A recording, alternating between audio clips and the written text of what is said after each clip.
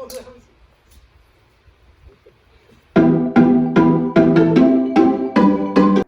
guys, welcome back to COVID Karate Week 3. We have an awesome surprise for you guys today. Hey, we're outside!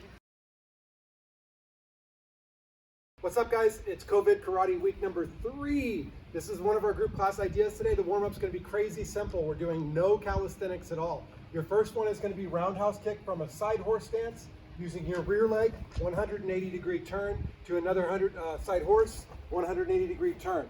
You're also going to be working the same thing, 360. So kick all the way through 360. You're not going to be alternating legs on that one. So we're doing roundhouse kicks 180, roundhouse kicks 360. So we're focused on dragon, so this next set of kicks is going to be the same concept. Starting from a side horse stance, working with your rear leg, back kick, 360. We're also going to be working back kick, land forward in a 180, nice balance. So again, back kick, and then landing forward. There's a slope, you can't see it. Okay, next on the warm-up is going to be stepping stool kicks. We're doing it two different ways, not two different ways. We're using lift your lead leg, kick with your trail leg with a front ball kick, lift your trail leg, kick with your lead leg, front ball kick. You're going to be doing 10 per leg per side. So once I switch my feet, I do the same thing. Lift the lead, jump, kick with the trail, lift the trail, jump, kick with the lead.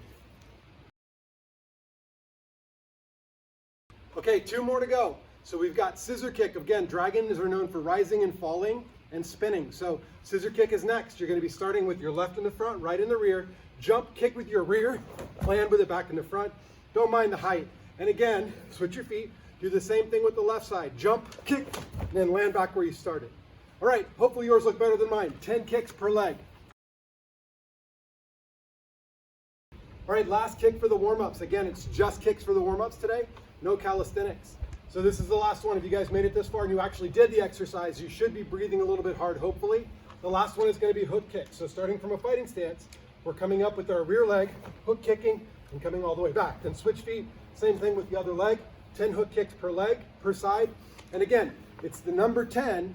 10 doesn't mean 10 reps only, it means 10 quality reps. So if the reps sucked, do another one that's better. Focusing on for your drill to work on today is going to be, I'm going to demonstrate a couple of techniques that have the idea in it, but what we're going to be working on is hinging and doing a dragon trap. So for my fighting stance, Sensei Devin will be punching in a minute. What I'm going to be doing is moving back with my rear leg, assuming it's a right punch.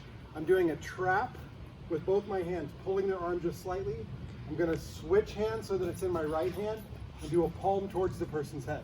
So one more time on that side.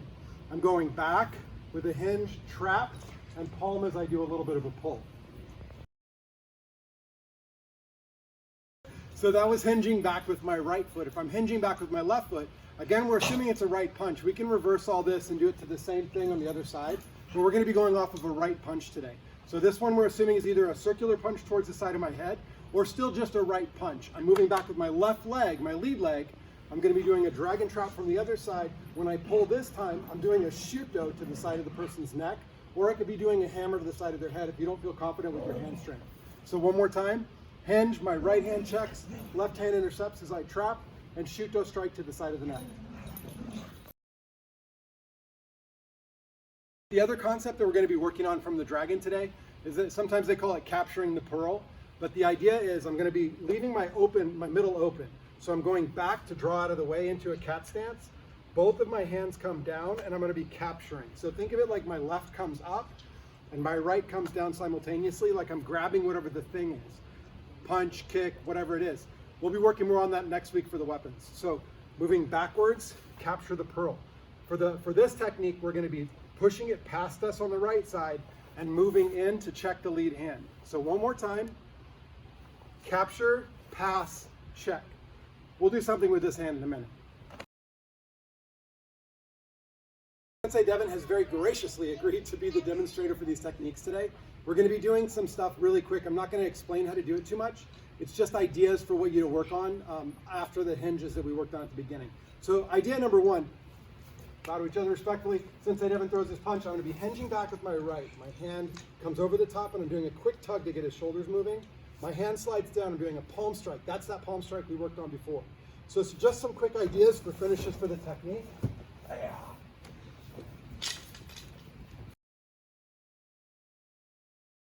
So that first one was a technique hinging to the outside with my trail leg hinging back. Now I'm going to hinge back with my lead leg.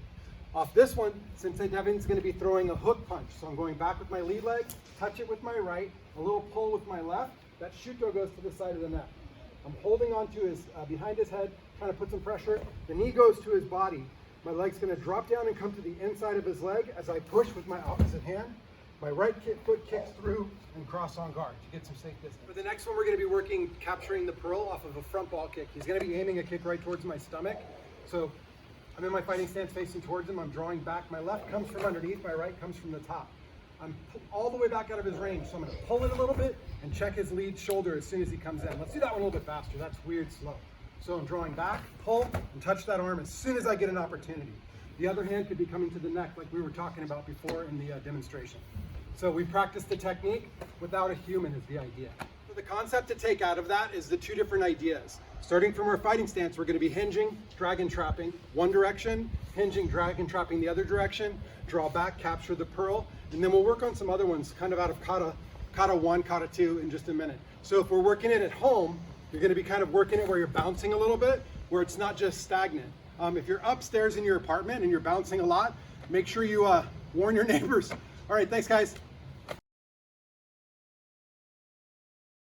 All right, the challenge for the week is to be able to take the things that we were working on for your warm-up at the beginning of the class and add a jump or add a spin if it didn't have one of those.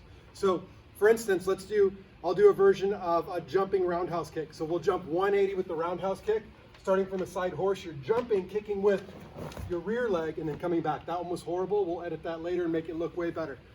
All right, the other one, like a jump spinning back kick, would be both legs jumping, back kicking, and then landing back around 360.